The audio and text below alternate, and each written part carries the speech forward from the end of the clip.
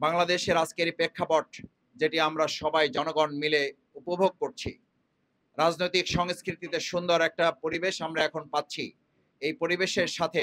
সবচেয়ে বড় stake holder যারা শহীদ এবং তাদের শহীদের পরিবার, সেই শহীদ পরিবারের সাথে কথা না বলে আমি মনে করি অন্তর্বর্তীকালীন সরকার এবং রাজনৈতিক কোনো দলের সিদ্ধান্ত গ্রহণ করা যথার্থ হবে না।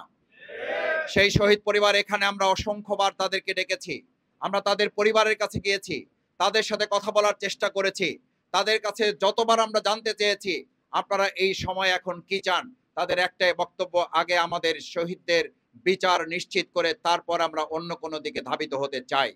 কিন্তু আমরা যে একটা জিনিস লক্ষ্য করছি, আজকে যখন বিচারের কথা বলছি, যখন নির্বাচনের কথা বলছি, যখন সংস্কারের কথা বলছি, তখনও শেখ হাসিনা, ওবায়দুল কাদেরের মতো লোকেরা ভিডিও কলের মাধ্যমে বাংলাদেশের মানুষকে হুমকি দিচ্ছেন, সে বিষয়ে আমাদের রাজনীতিবিদরা এখনো মুখ খুলে কোনো কথা বলছেন না।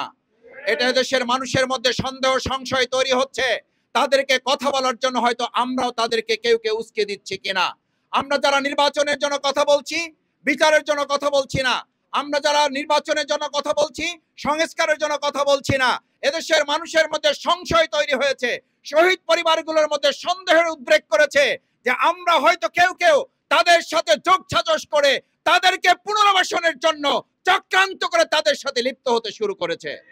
সম্মানিত ভাই এবং বন্ধুগণ, বাংলাদেশের এই প্রেক্ষাপটে শহীদ পরিবারের আজকে দোয়ার সবচেয়ে বড় কাজ হবে তাদের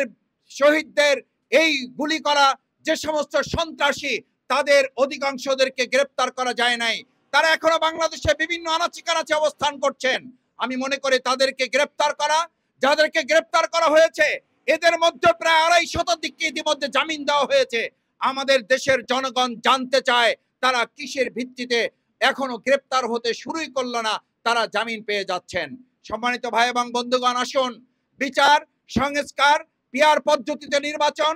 স্থানীয় নির্বাচনের মাধ্যমে বর্তমান সরকারের সক্ষমতা, নাগরিক সুবিধা নির্ধারণ করে এবং আগামী দিনে জাতীয় সংসদ নির্বাচনের সুষ্ঠু লেভেল প্লেইং ফিল্ড তৈরি হয়েছে কিনা তার নিশ্চয়তার জন্য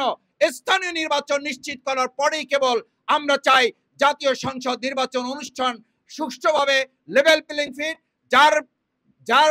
আমি আমার ভোট যাকে খুশি তাকে দেব, এই পরিবেশ নিশ্চিত হবে তখন যখন আমরা একটা স্থানীয় নির্বাচনের মাধ্যমে এরকম একটা কেস আমরা নির্ধারণ করতে পারবো। আমি আমাদের ভাই এবং বন্ধুদের অনুরোধ করতে চাই, দেশের জনগণের সাথে কাঁধে কাঁধ মিলিয়ে আমরা আগামী দিনে সেই পরিবেশ নিশ্চিত হলেই কেবলমাত্র আমাদের জনগণের একটা সুষ্ঠু নির্বাচন আমরা উপহার দেব।